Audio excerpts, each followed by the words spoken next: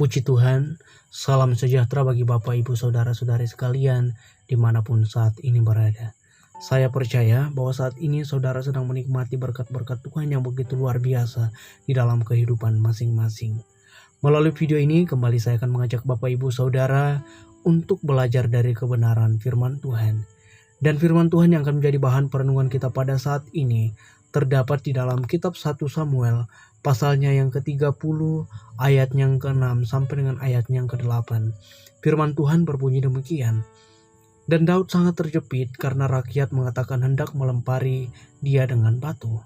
Seluruh rakyat itu telah pedih hati masing-masing karena anaknya laki-laki dan perempuan. Tetapi Daud menguatkan kepercayaannya kepada Tuhan Allahnya. Lalu Daud memberi perintah kepada Imam Abiatar bin Ahimelek, bawalah efod itu kepadaku. Maka Abiatar membawa efod itu kepada Daud. Kemudian bertanyalah Daud kepada Tuhan, katanya, haruskah aku mengejar gerombolan itu? Akan dapatkah mereka kususul? Dan ia berfirman kepadanya, kejarlah, sebab sesungguhnya engkau akan dapat menyusul mereka dan melepaskan para tawanan. Saudara yang kekasih, Daud adalah seorang raja yang pernah memimpin bangsa Israel mencapai puncak kejayaannya.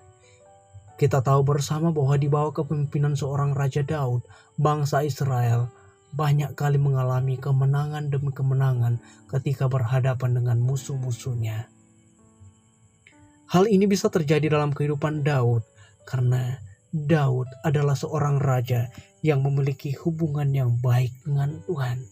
Ketika Daud hendak melakukan sebuah tindakan atau ingin berperang melawan musuh-musuhnya, terlebih dahulu Daud meminta petunjuk kepada Tuhan.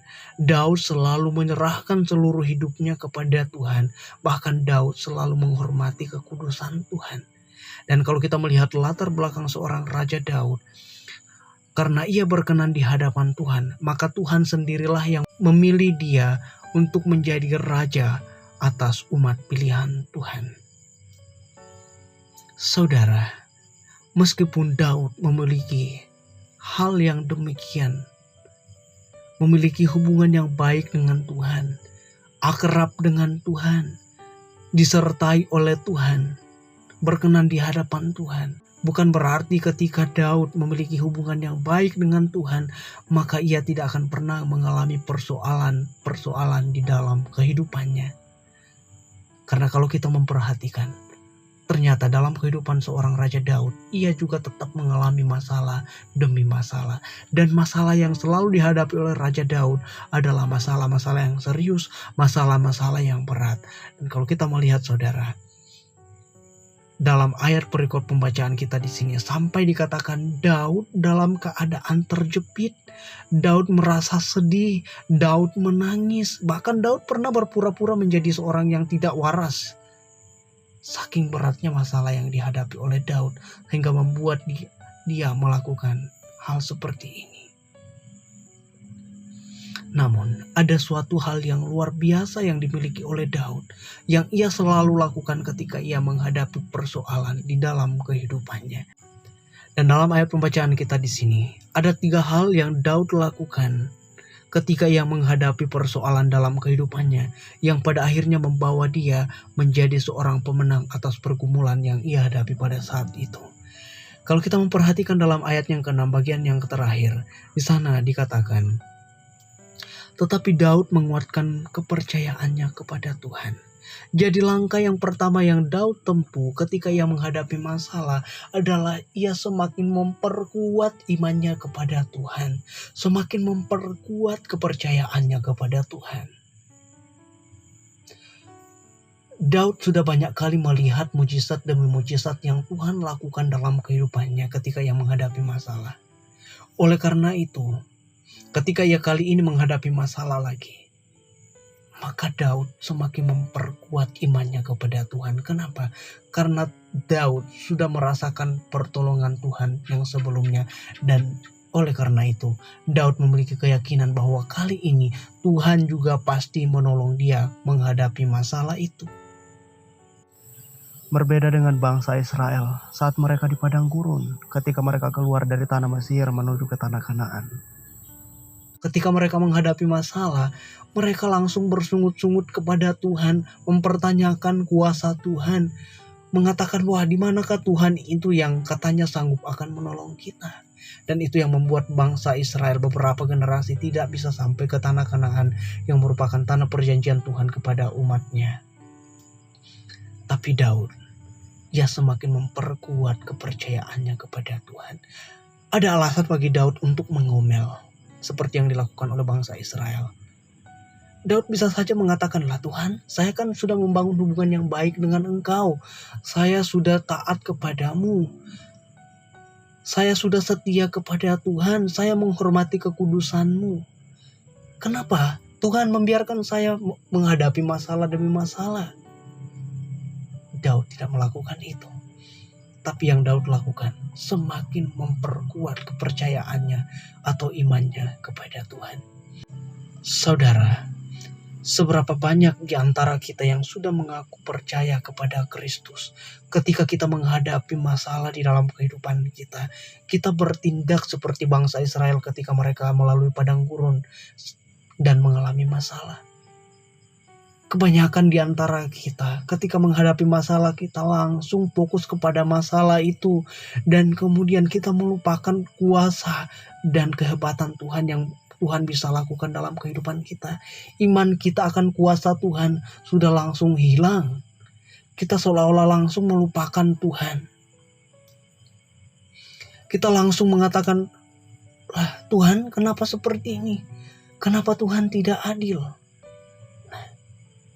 Tapi melalui kesempatan kali ini, saya mengajak kita, mari kita belajar dari kehidupan seorang Raja Daud saat ia mengalami masalah, saat ia mengalami pencobaan di dalam kehidupannya.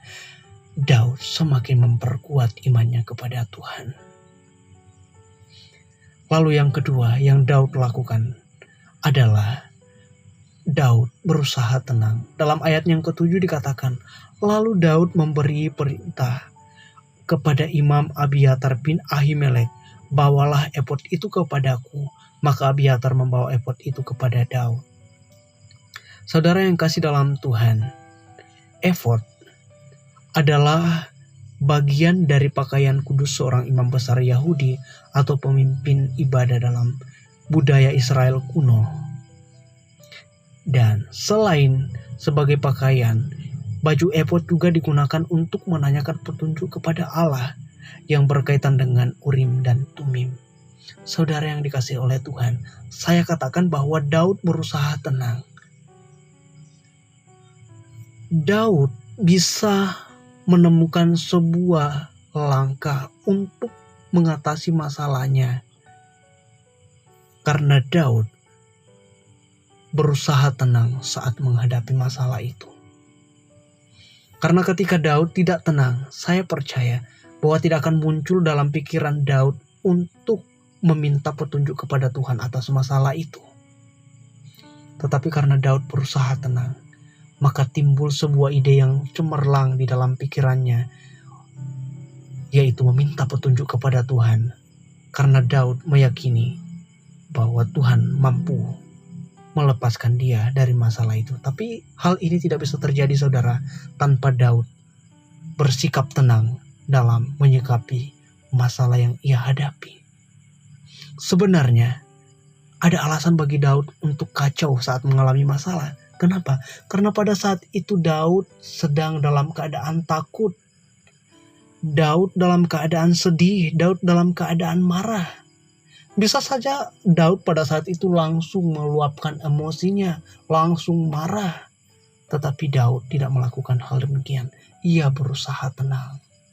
Dan pada akhirnya apa? Daud menemukan sebuah solusi yang sangat luar biasa, yaitu meminta petunjuk kepada Tuhan. Saudaraku, seberapa banyak di antara kita, atau pada umumnya manusia, saat mengalami masalah, mereka langsung panik. Mereka langsung terpancing emosi, langsung marah dan sebagainya. Langsung terbawa suasana. Tapi sebagai orang yang percaya kepada Kristus, mari kita belajar dari kehidupan seorang Raja Daud saat mengalami masalah. Yang Daud lakukan adalah ia berusaha tenang. Karena ketika kita tenang dalam menghadapi masalah, bersikap tenang, maka akan muncul di dalam pikiran kita apa yang baik yang perlu kita lakukan untuk mengatasi masalah itu. Dan saudara, Daud bisa melakukan hal ini karena di bagian yang pertama dikatakan tadi, Daud terlebih dahulu memperkuat imannya kepada Tuhan. Lalu yang ketiga yang Daud lakukan saat menghadapi masalah adalah Daud meminta petunjuk kepada Tuhan. Kalau kita memperhatikan dalam ayatnya yang ke-8 saudara, di sana dikatakan, kemudian bertanyalah Daud kepada Tuhan. Nah, saudara yang kasih dalam Tuhan Yesus Kristus, setelah Daud memperkuat imannya kepada Tuhan, maka Daud bisa memiliki sikap yang tenang. Dan ketika Daud sudah memiliki sifat yang tenang saat mengalami masalah, maka Daud bisa mengambil sebuah tindakan yang luar biasa, yaitu meminta petunjuk kepada Tuhan. Dan kalau kita melihat di sana saudara, ketika Daud meminta petunjuk kepada Tuhan untuk masalah yang ia sedang hadapi, Tuhan menjawab Daud, dan jawaban Tuhan itulah yang merupakan sumber kemenangan bagi Daud atas masalah yang ia sedang hadapi. Sebenarnya bagi Daud ada alasan untuk tidak perlu lagi bertanya sama Tuhan. Kenapa saya katakan? Karena Daud sudah memiliki begitu banyak pengalaman dalam hal peperangan. Sudah banyak kali Daud memenangkan peperangan-peperangan seperti ini. Daud memiliki kekuatan yang luar biasa, memiliki prajurit-prajurit yang hebat. Bisa saja Daud memanggil mereka, ayo kita serbu, kita pasti menang, kita pasti mengalahkan mereka. Tetapi Daud tidak melakukan tindakan demikian. Terlebih dahulu, sebelum bertindak, Daud meminta petunjuk kepada Tuhan. Tuhan, apa saya harus maju mengejar mereka atau tidak? Akan kau serahkankah mereka kepada kami atau tidak? Dan Tuhan menjawab mereka. Saudaraku yang dikasihi oleh Tuhan, ketika kita menghadapi masalah, yang perlu kita lakukan adalah meminta petunjuk kepada Tuhan atas masalah yang kita sedang hadapi. Minta petunjuk kepada Tuhan untuk jalan keluar yang terbaik saat kita menghadapi masalah. Karena memang kita tidak akan pernah terhindar dari suatu masalah. Karena sudah menjadi garis hidup manusia bahwa pasti akan mengalami persoalan dalam kehidupannya. Tapi bagi kita yang percaya, marilah kita seperti yang dilakukan oleh Daud, itu meminta petunjuk kepada Tuhan, berseru kepada Tuhan, menanyakan petunjuk kepada Tuhan. Kalau kita memperhatikan di dalam kitab Yeremia pasal 33 ayat 3 di sana dikatakan, berserulah kepadaku maka aku akan menjawab engkau dan memberitahukan kepadamu hal-hal yang besar yang tidak kau pahami.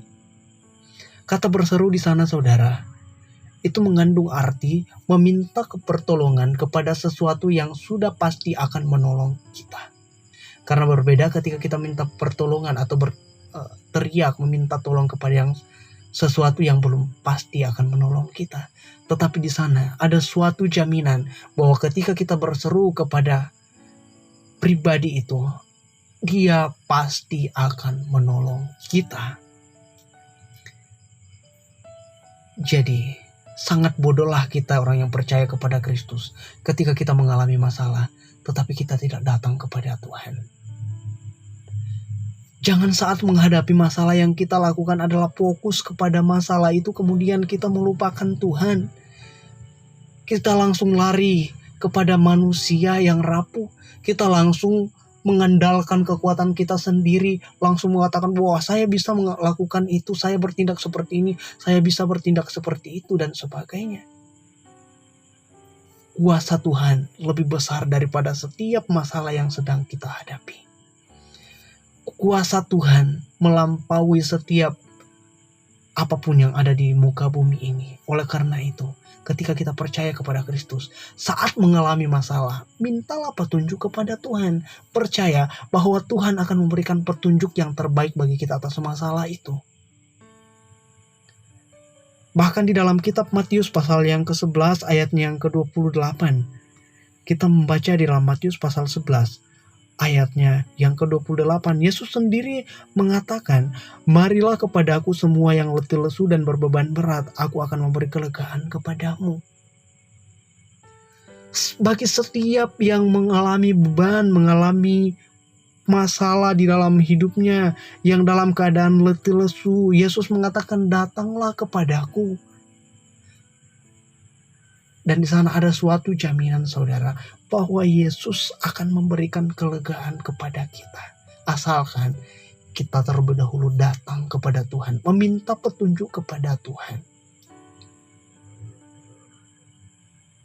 Jadi saudaraku yang kekasih, saat mengalami masalah, yang perlu kita lakukan adalah seperti yang dilakukan oleh Daud, yaitu pertama memperkuat imannya kepada Tuhan, lalu berusaha tenang. Karena dengan ketenangan itu maka kita akan bisa meminta petunjuk kepada Tuhan.